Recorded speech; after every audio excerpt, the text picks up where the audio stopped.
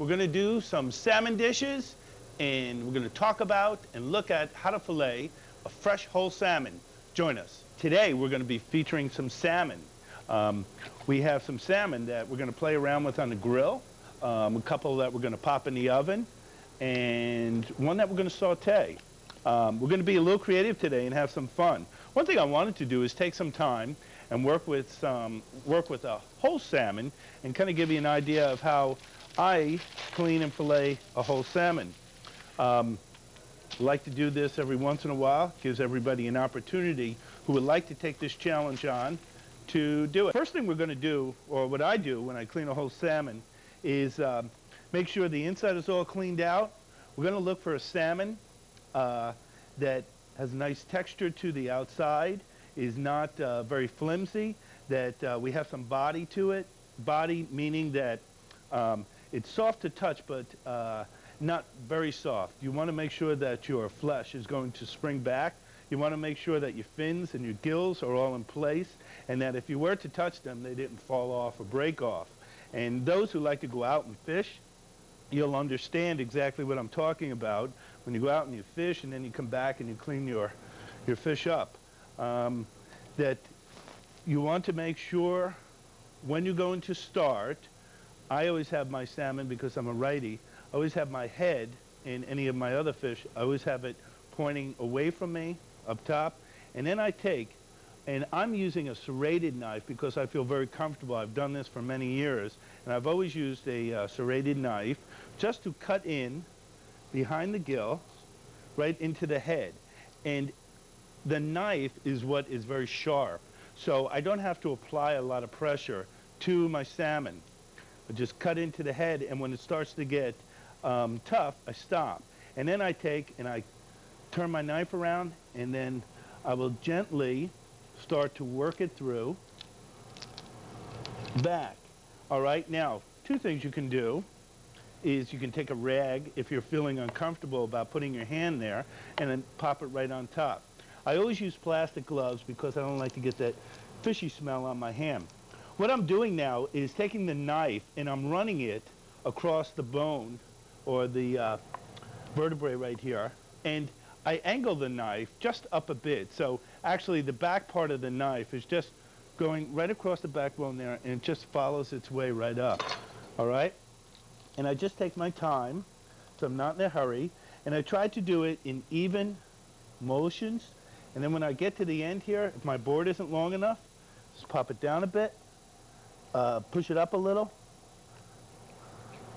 and right to the tail. So I always start from the head and work it back to the tail, okay?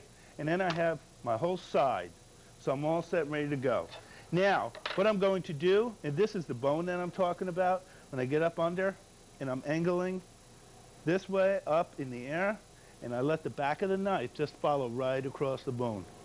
And just take my time. Try to do consistent cuts.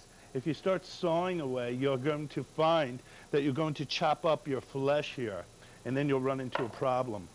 Now I would take, and I'd do the same thing on this side, cut it right to the head, and then again, back. I'm going to take this right here.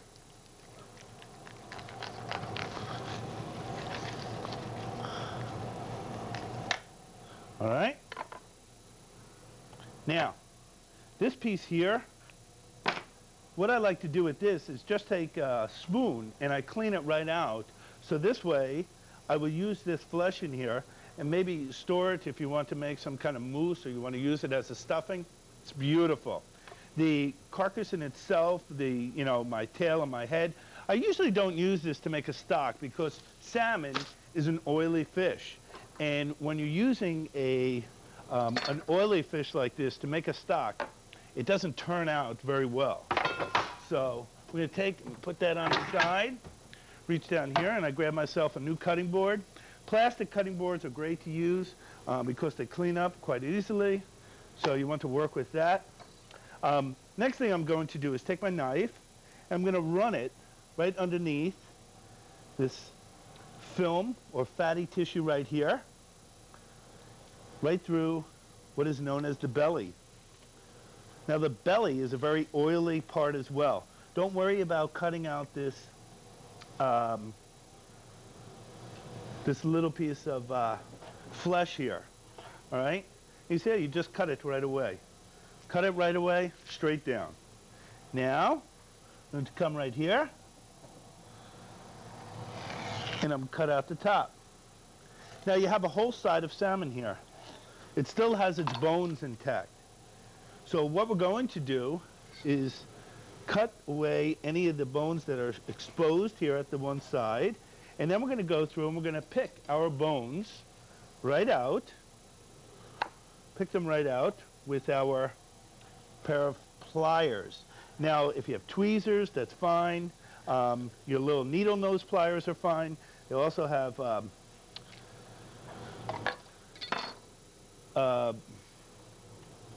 boning little tweezers that you can buy in the any store that has cooking equipment to pick out your bones. And your bones actually come out quite easily. You want to just make sure the way they're pointing is usually out on this side, and you just pull them out this way, not back, because you don't want to tear your flesh. Okay? Now, I am going to quickly go through this and just show you what we're doing. Hopefully you can see right overhead. And you just take your bones, and there's about 22, 23 bones in each side. So just feel it, and you can feel them right along the way here. You just take and you just snip them right out.